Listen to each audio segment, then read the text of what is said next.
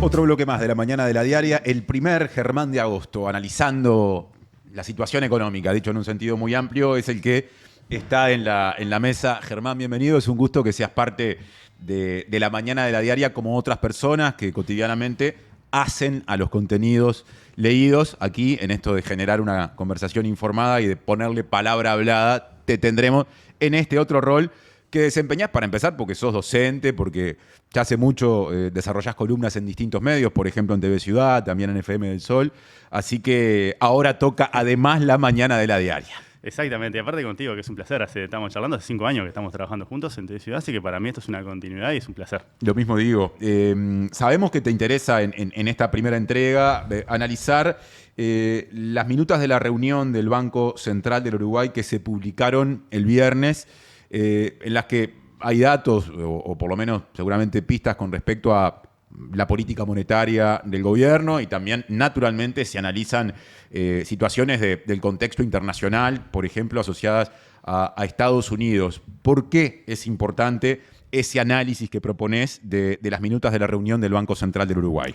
Bien, básicamente el Banco Central lo que hace es justamente gestiona la cantidad de dinero que tenemos en la economía, ¿sí?, a efectos de ir tratando de generar un balance entre lo que es la actividad económica y lo que es el control de la inflación.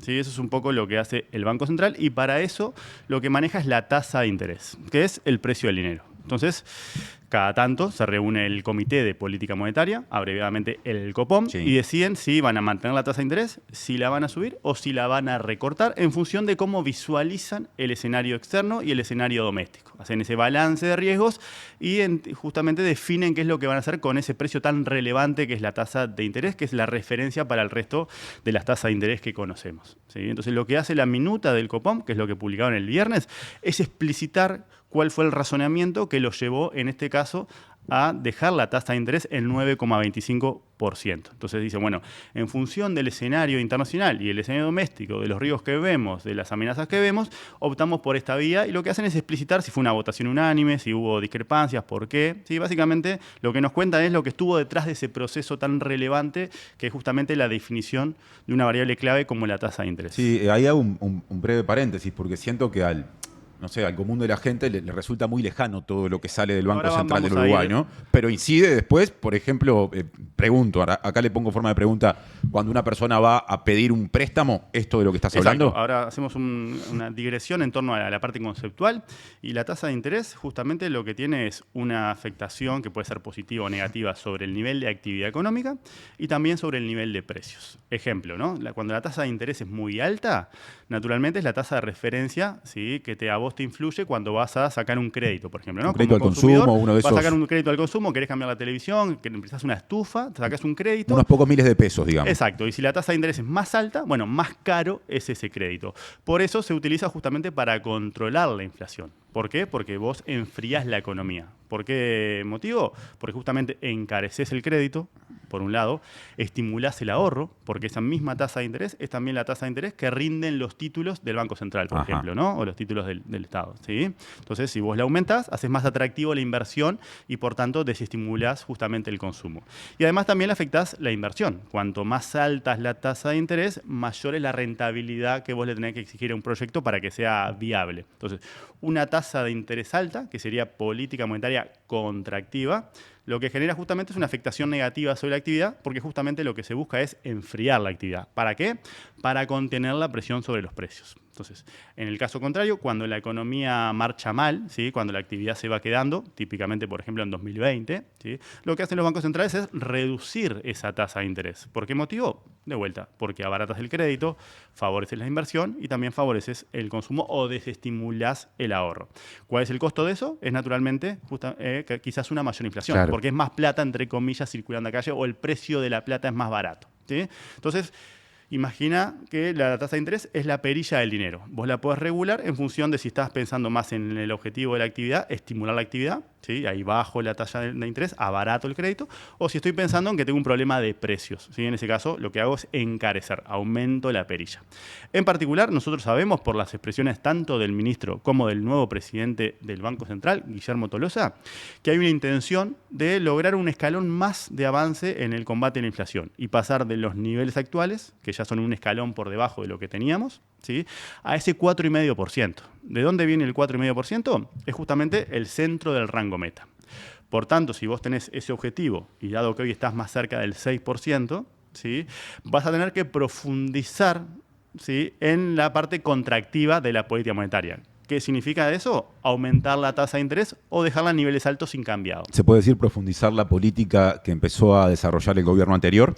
Exacto, ¿sí? Justamente también con esa meta de llevar la inflación un escalón más abajo, ha entendido que es un nivel más razonable desde el punto de vista internacional. Entonces lo que vos tenés es que la tasa de interés te queda en el medio, o lo que balanceás es el objetivo de actividad económica con el objetivo de los precios. Si tenés más pensado justamente atacar el objetivo de los precios, naturalmente vas a ser más contractivo. Todas las políticas económicas pueden ser contractivas o pueden ser expansivas. La política monetaria es una de ellas, pero vos también tenés política fiscal, en la cual podés ser contractivo o expansivo. Sí. ¿Sí? Tenés política salarial, ¿sí? Tenés política cambiaria, o sea, tenés distintas herramientas de política económica, ¿sí? Que pueden o ser expansivas o contractivas. Me detengo en dos de ellas. Dijiste política fiscal, dijiste política salarial. Este es año de redacción de proyecto de ley de presupuesto a cargo de un gobierno recién asumido, ¿no? Ahí lo fiscal juega, y este es año de una nueva y muy amplia ronda de negociación colectiva que va a empezar ahora nomás, dentro de poco. ¿Qué tan alineado está esto que explicabas de la política monetaria con los objetivos que en esos otros rubros, el fiscal y el salarial, ha expresado por el momento, no sin contradicciones, el gobierno? Exacto, porque ahí lo que tenés es que estas dos grandes instancias justamente tocan otras dos políticas del conjunto de políticas económicas. Entonces, una cosa que siempre ha tenido en cuenta Gabriel Odone es la importancia de que todas las políticas económicas sean consistentes entre ellas.